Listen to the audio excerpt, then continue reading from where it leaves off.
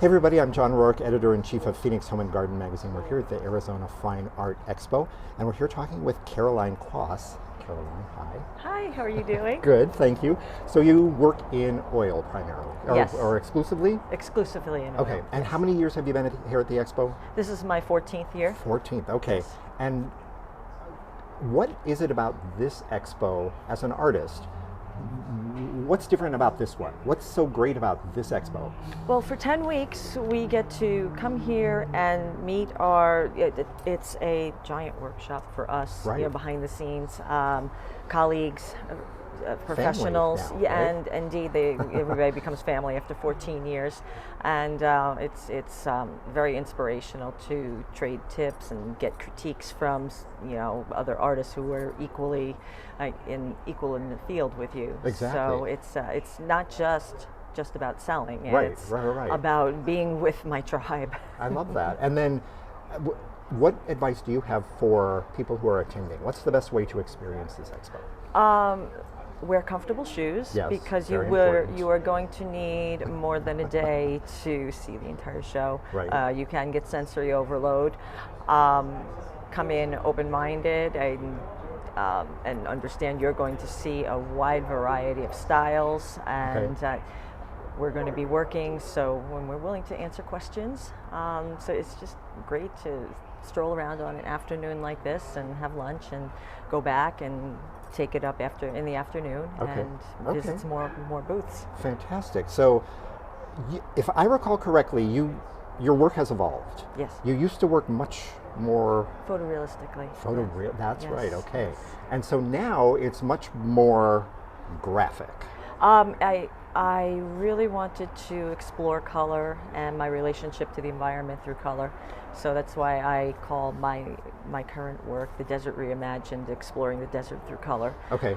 Because after a while I found the photograph could only take me so far. That's a good point. And beyond that, I felt like, well, what is art? Art is the imagination. It's our translation of reality. So while I felt from a technical viewpoint, photorealism was a great jumping off point. Now Right. I'm really enjoying. You can I just love kind what of I go do. free Yes. now. Yes. Okay. Now you have some artists who have inspired you. Oh yes. So I know Ed Mell is one of them, and you can certainly see that influence, which is incredible. Who are the others? Georgia O'Keeffe, of course. Yes. I really admire for what she did in the time period when women artists were not really a thing. Right. Maynard Dixon, amazing Yes. painter of the Southwest. And certainly my fellow artists here keep Yes. me inspired.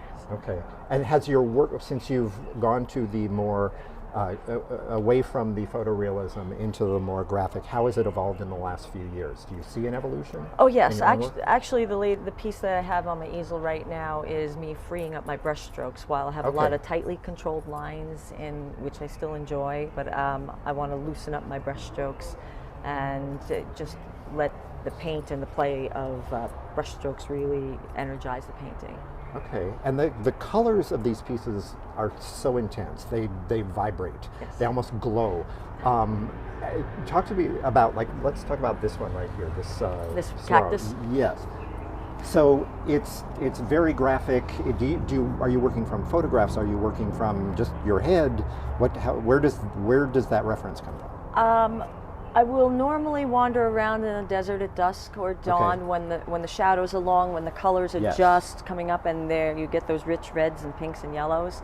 But so I'll see a cactus that appeals to me, the shape, and then I will translate it. Yeah. And obviously we don't see red and purple cactus, Right. but that's okay. Right. Exactly. But what I'll do is the juxtaposition of complementary colors, one's against the other, really just make That those makes it pop, those right? colors pop right off the canvas. Okay.